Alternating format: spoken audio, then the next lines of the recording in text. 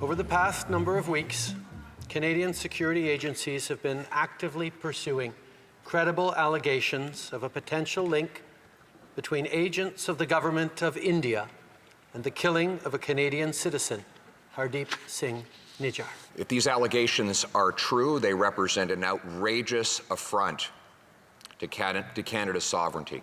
Our citizens must be safe from extrajudicial killings of all kinds, most of all from foreign governments. What we have just learned today in the House is something that shocks the safety and security that so many Canadians rely on. It is outrageous, it is shocking, and it is going to have deep and devastating impacts to Canadians. Dominic LeBlanc is the Minister of Public Safety and Intergovernmental Affairs, and he joins me now. Minister, thanks for taking the time on a significant day. Good evening, David. I wonder, I was in the House of Commons when the Prime Minister stood and gave his statement. I've never seen anything like that. What exactly does Canada know, or what more can you tell us about what Canada knows about India's role in this, or alleged role? So I obviously can't say more than what the Prime Minister said in the House of Commons. We thought it was important, as this information was increasingly becoming public, for the Prime Minister to say that some weeks ago we were made aware of credible allegations around a potential link between Indian government agents and the murder of a Canadian citizen on Canadian soil. As you said, that is an extraordinary moment. If in fact it's proven to be true, it's an extraordinary violation of Canada's sovereignty. We're obviously deeply concerned about the safety and security of Canadians. The Indo-Canadian community will understandably feel a great sense of concern today. So we wanted them to know that we're very much aware of that concern. I met with the RCMP as recently as this morning, who assured me that they have all of the necessary measures in place to ensure the protection of Canadians, but also to investigate fully an active homicide investigation that's taking place in Vancouver. So we're talking about the murder of Hardeep Singh Nijjar, who was a Sikh temple president and a Khalistani activist. He believed in an independent Sikh homeland from India. And since he's been gunned down this summer, there have been allegations and suspicion within the community that the Indian government was involved. So you've said agents of India. That's a very broad term, deliberately broad, I assume. But are we talking about allegations that implicate Narendra Modi himself? Or are we talking about the lower levels of the Indian government here? But again, the Prime Minister raised this issue directly with Prime Minister Modi when he was at the G20 summit. The director of CSIS, David Vigneault, traveled to India as recently as a couple of weeks ago to raise it directly with the head of the Indian Intelligence Service. We have been raising this issue and confronting the Indian officials with this information from the moment these credible allegations were brought to our attention. I'm obviously not going to speculate, David, and it would be irresponsible to get into the details of what particular allegation around what particular agent of the Indian government, because the most important thing for us is ultimately the RCMP and their security partners are able to successfully prosecute people for this very violent crime against a Canadian citizen. So we really want to be careful to allow them to do the important work that they're doing in a robust way right now. So what's the timeline of when you became aware of what you call these credible allegations? I mean, obviously the G20, things were very tense and frosty there, and I think we now know why. Trade talks were put on hold. I think we now know why. But what's the timeline here of when this was elevated to the senior levels of your government and you took it as seriously as you did it to lead to today? And also, you saw earlier that the Foreign Affairs Minister expelled from Canada a senior diplomat from the Indian High Commission in Ottawa. The Prime Minister said that a number of weeks ago, we became aware of the serious allegations and these credible allegations. Again, I don't think I have regular briefings with security officials since I became the Public Safety Minister. So I was made aware a few weeks ago, as the Prime Minister was, about the potential serious allegations and the credible nature of these allegations of a potential link with agents of the Indian government.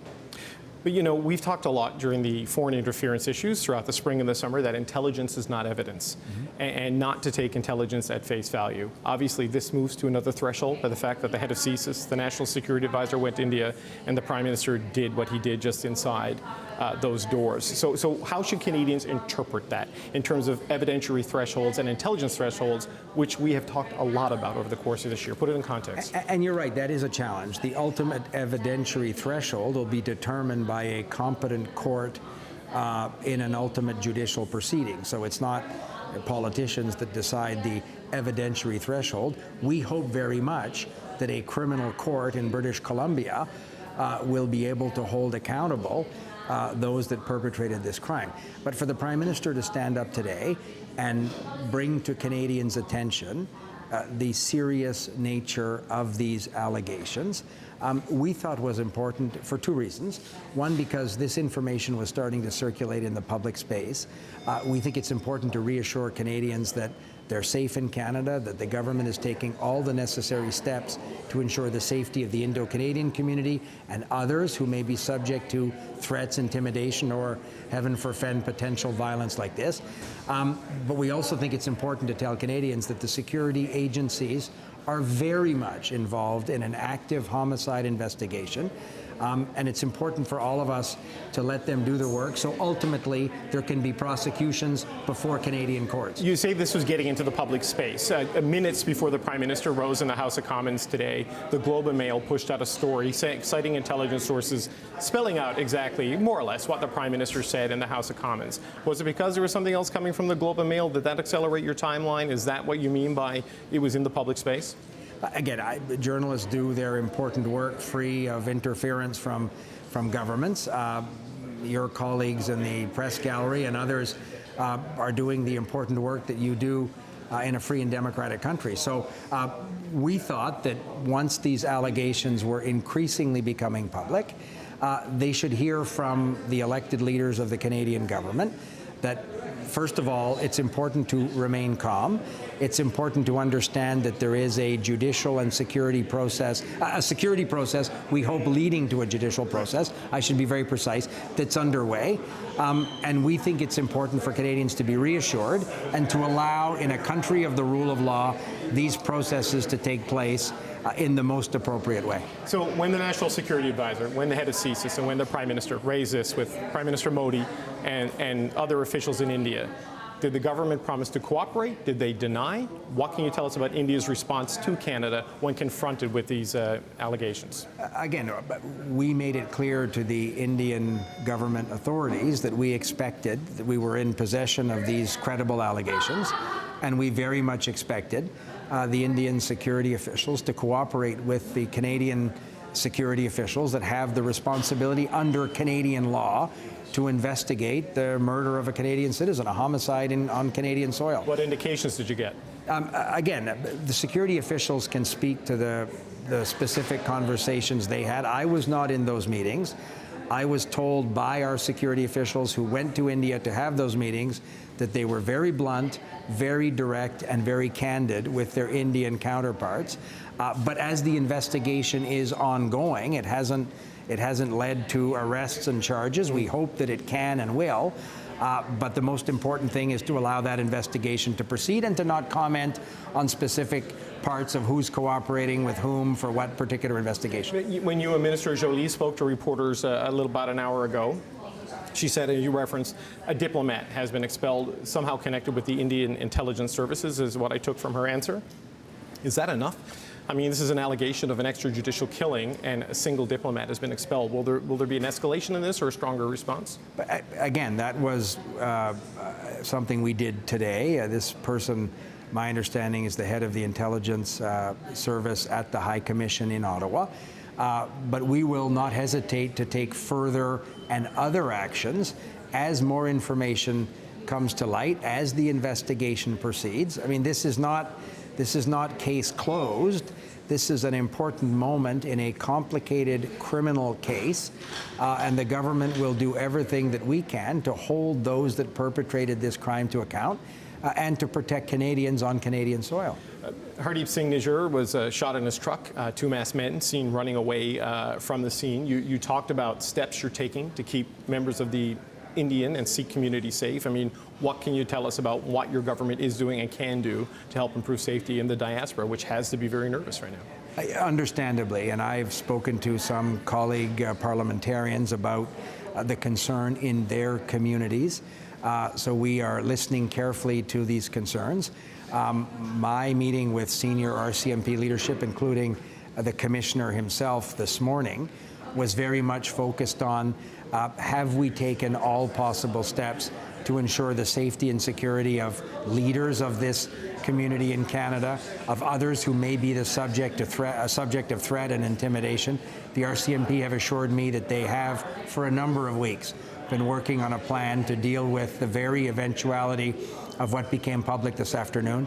So I have every confidence that they're doing everything that they possibly can to ensure community safety. Justice Ogg is due to start her mandate today to look at foreign interference. Do you think that role is broad enough and robust enough now that we are talking on the floor of the House of Commons about a foreign state involved allegedly in an extrajudicial killing? Absolutely it is. And in the terms of reference that we negotiated throughout the summer with the opposition, Privy Council officials went through them with Justice Hogg before she accepted the appointment as commissioner. It very much contemplated that it's not only Russia and China, other state and non-state actors are interfering. We're talking election meddling, not assassinations, right? Yeah, but so, I mean, a senior jurist like Justice Hogg will also not do something that will get in the way of a criminal prosecution or a criminal investigation. That's also in the terms of reference. But her ability to look at how India has interfered with the diaspora communities in Canada, other activities of the Indian government. The terms of reference very much allow her to follow the evidence of foreign interference. Obviously, as you properly note, it's not a criminal trial and it won't make findings of criminal culpability. That is properly in the hands of a constituted criminal court. But just as a final point, and we have to let you go, but I'm struck by the fact that the Prime Minister is saying that they have evidence, or credible evidence, that India was involved in the killing of a Canadian citizen on Canadian soil. And the response we see today is a rebuke in the House of Commons and the expulsion of a single diplomat. I mean, I know it's early days in this, but surely that invites a stronger response than what we're seeing right now. And the response will evolve as the investigation evolves and as further and better information comes to light. So we're very much following the evidence and the intelligence. We also want the appropriate law enforcement authorities to have the ability to investigate fully, and we hope ultimately bring before Canadian justice those that perpetrated these crimes. So a precipitous action by the Government of Canada in any way that might even remotely impact the ability of law enforcement to conduct their investigation independently would be the height of irresponsibility, and that's why we're going to be very prudent to ensure that they can do that work. That was Minister of Public Safety Dominic LeBlanc. For more on this stunning revelation, I'm joined now by Leah West. Leah is an Associate Professor of International Affairs and National Security Law at Carleton University. Leah West, let's start with your reaction to this allegation. I mean, I've never seen anything like this. What's your take?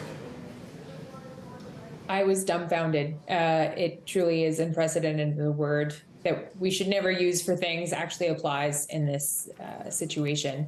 The fact that you had a prime minister stand on the floor of the House of Commons and reveal for the first time publicly that that someone from the Canadian Sikh community had been targeted and killed, and they believe it was by the Indian government, a government that just finished hosting the G20 summit, is really remarkable. It's a first on many fronts. It's an allegation based on intelligence, and we know from our many conversations about the foreign interference issue over the last number of weeks and months that intelligence doesn't always translate into usable evidence. So with all of the caveats we've heard about the value and strength and weaknesses of intelligence, how should Canadians assess what the Prime Minister did today and the allegations he's making?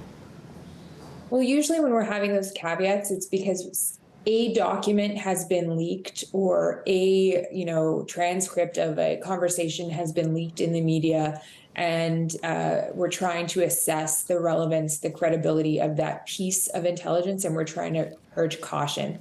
Right here, what we're talking about is the Government of Canada's assessment of what has happened, and it'll be based on a plethora of intelligence and evidence, not a single source kind of document where we've really been what we've been seeing when we've been talking about foreign interference, at least in the Chinese context, the last six months. So the fact that you have enough for the Prime Minister to make the statement on the floor of the House of Commons leads me to believe that they believe strongly in the credibility of the intelligence that they're relying on. Right. Prime Minister Justin Trudeau giving that statement on the floor of the House of Commons, raising this directly with Narendra Modi on the sidelines of the summit at the G20 in India, and the head of CSIS and the National Security Advisor going to India to speak to their counterparts over there about this. I mean, what the Prime Minister did, you sort of walked through, but the fact that David Vigneault and Jody Thomas went to India to speak directly with people in the Indian government and the intelligence services, what does that tell us? Again, the intelligence they have is very credible and reliable. They wouldn't be making those kinds of trips and having those discussions at the highest levels if they didn't think they could back it up.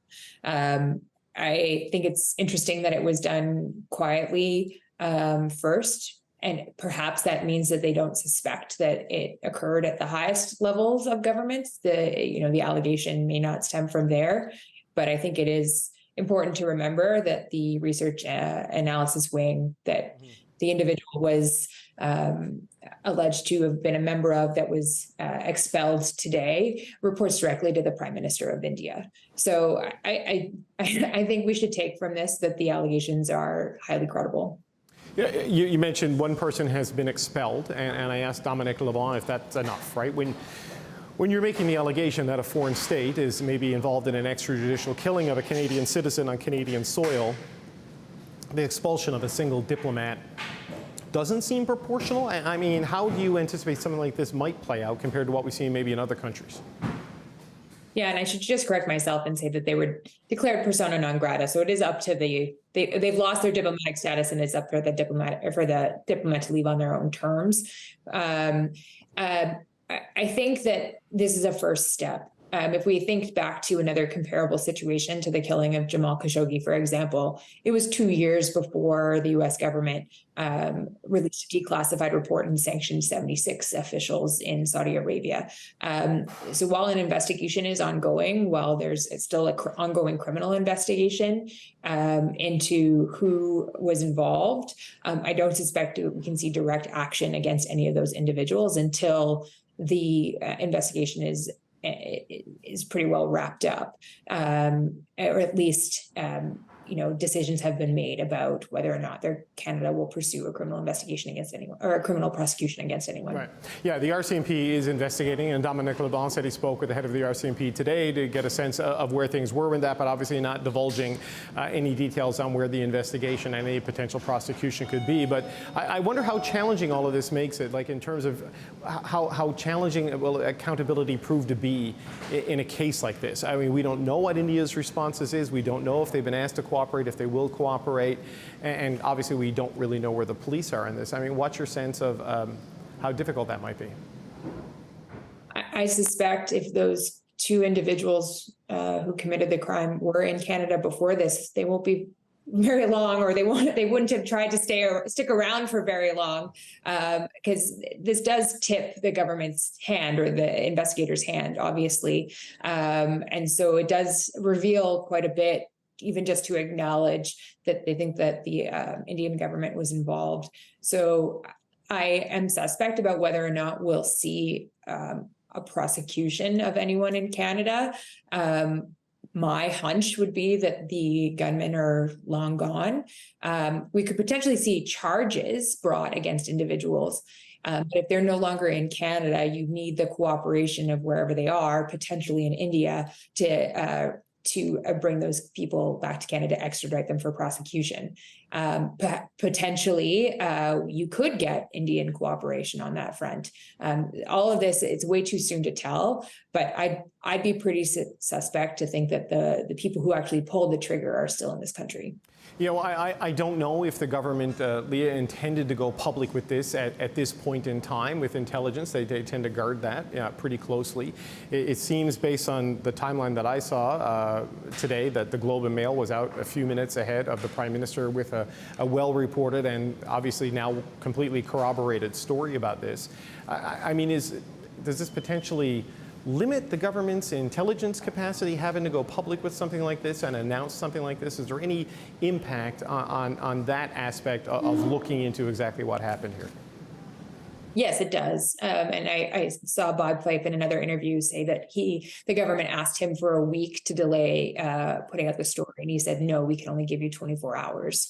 And that's not uncommon in situations where there's ongoing investigations for governments, Canada, the United States, et cetera, to ask for reporters to sit on stories, because it does have an impact on investigations, on investigators, on sources that may go dark as a result of this hitting the media. Obviously, so forcefully as it has today. So it does have an impact, but it does sound like, the highest levels of government and the Canadian government was kind of firing on all cylinders when it comes to this issue for the last several weeks. Okay, Leah West, we always appreciate it when you answer the bat signal. We appreciate your insight. Associate Professor of International Affairs and National Security Law at Carleton University. Thanks for your time.